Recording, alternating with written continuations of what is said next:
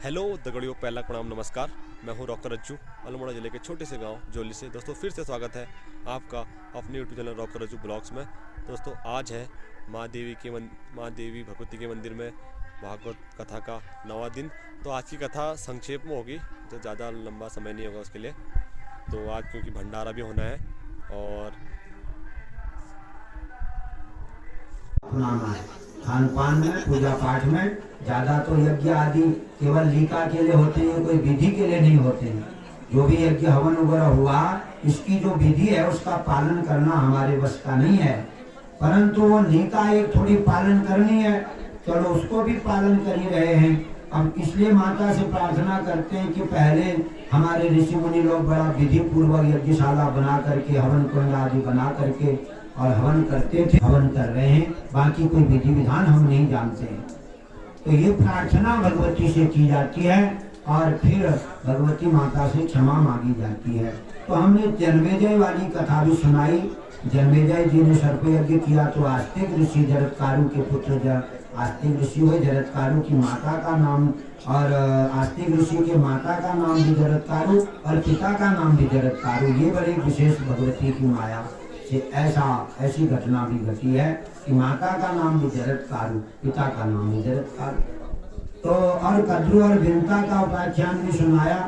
और कद्रु विनता दोनों बहन शादी हो गई थी, तो सौतिया व्यवहार करने लगे। तो अंततः कद्रु जो है अपने छल कपट के कारण विनता को दासी बनाती है और बाद में फिर पछताती है, नहीं मिलता। बाद में वो में ये जो कथा पूरी दोहरानी है, लगभग दोहरा दी है। 2-4 बातें और हैं, इनको भी दोहरा देता हूँ ताकि आपकी ओर से, आप सबकी ओर से कोई बवाल चलाई ना हो। और तो देव आगे जो है, ये जो आसुरी शक्तियों का विनाश किया भगवती ने, इसकी कथा भी हमने संक्षेप में कही।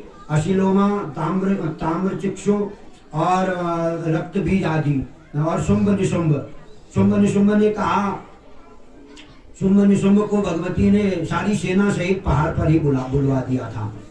और जब वो उसका दूत गया था धूम्रलोचन, उसने कहा कि भगवती आप, हे भगवती, आपको हमारे राजा, सारे तीनों भुवनों के राजा, क्यों ने तीनों भुवनों पर अधिकार कर लिया था धनुवंश के दानवों ने और ये शुंभ निशुंभ जैसे दानवों ने।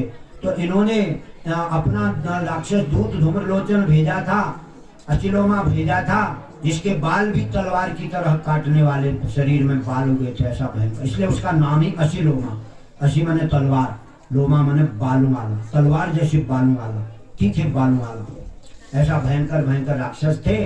तो उनको भेजा था देवी के पास। देवी माता पहाड़ पर प्रकट हुई थी देवताओं की प्रार्थना से। जब शुंभ निशुंभ महिषासुर आदि का दैत्यों का अत्याचार फैला था, तो आसुरी शक्ति का विनाश करने वाली भगवती, यदा यदा हि धर्मस्य ग्लानिर्भवति भारत परित्राणाय साधूनां विनाशाय च दुष्कृताम्, दुष्टों का विनाश करने के लिए भगवती भयंकर रूप में, पहले तो एक सुंदर देवी के रूप में, युवती के रूप में प्रकट हुई भगवती। वो हमारे लिए हुई, हमें दर्शन देने के लिए, मतलब हमारे देवताओं को, हमारे ऋषि मुनियों को। तो हमारे लिए भगवती जो है ना, वो बड़ा दिव्य रूप में है, चतुर्भुजा, अष्टभुजा, अष्टभुजा, और देवी करुणामयी दयामयी माता के रूप में। लेकिन राक्षसों के लिए वो महाकाली है, भद्रकाली, भयंकर है।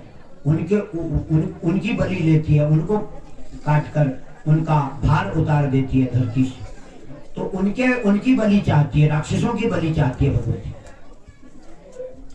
बलि का मतलब उन्हें छेदन करके धरती के भार को मिटाना, यही बलि है। बलिदान का मतलब धरती से अधर्म को मिटाना, बलिदान का एक विशेष अर्थ है। अर्थ ये भी है कि धरती से पाप के भार को, पापियों के भार को मिटाना, यही बलिदान का विशेष मतलब है।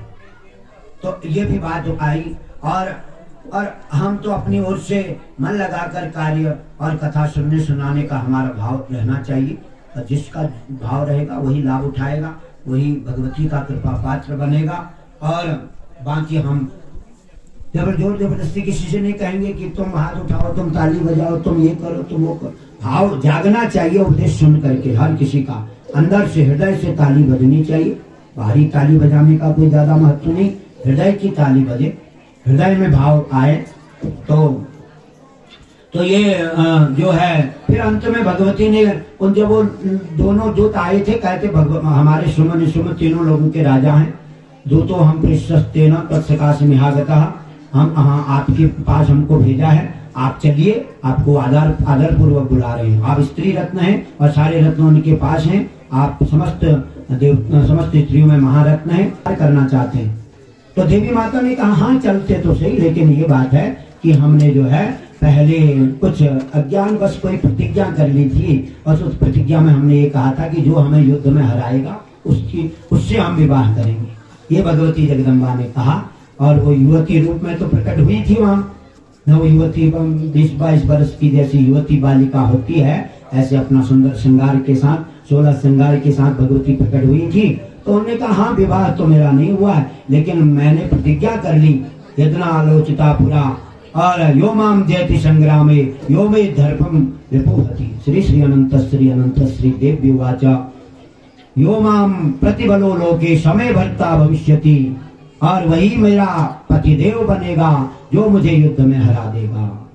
और अनेक प्रकार से जो है ये यजमान वृत्ति को भी जो है एक व्यवसाय समझते हैं, अपना कमाई का साधन समझते हैं। उन लोगों को गौतम जी रखकर भगवान ने ब्रह्मर्षि गौतम जी ने कह दिया, फिर वो लोग सब शांत हो गए। और बड़ी ये कथा, और देवी भागवत जो है सच्चिदानंद रूपाम ताम गायत्री प्रतिपादिताम नमामि ह्रीं महीं देवीं धियो न प्रचोदयात् यो न प्रचोदयात्। पवित्र करें, हम लोग धर्म का पालन करें, धर्म और मंत्र भी तो हम नियम विधि को मानेंगे। मंत्र गाया नहीं जाता, मंत्र का मनन किया जाता है, जप किया जाता है।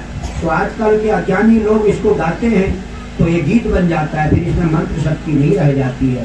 इसलिए इसकी जो दीक्षा विधि है मंत्र देने की, उस प्रकार से मंत्र पुरोहित आता है, जो इच्छा है उसकी मनोकामना पूर्ण होती है। लेकिन शुद्ध मनोकामना होनी चाहिए, मन में केवल स्वार्थ लेकर के कथा नहीं सुननी चाहिए, प्रेम से भाव से भक्ति से कथा सुननी चाहिए, कीर्तन भजन करना चाहिए। अंड गाने गीत नहीं गाने चाहिए, भगवती माता की भक्ति के ही गीत गाने चाहिए। पहले आप अपनी भाषा में गाइए, अपनी बोली में गाइए, लेकिन भक्ति के लिए गाइए, चाहे थोड़ी चांचरी जो भी हो, भक्ति के लिए गाइए, भगवती माता को खुश करने के लिए गाइए, उनका नाम लेकर गाइए। अंड ऐसा नहीं कि मोहना भैगो मोटर में भैबेरा, वो केवल उतना नहीं कि भगवती की नाम उसमें लेना चाहिए।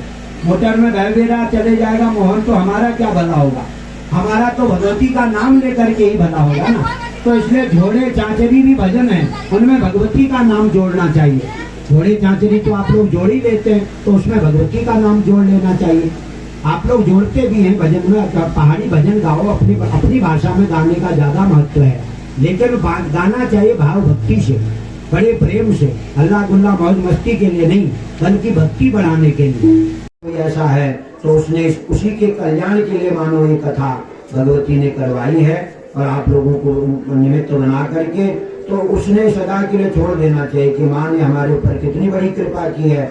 जो 3 दिन जो अमल छोड़ दिया जाता है तो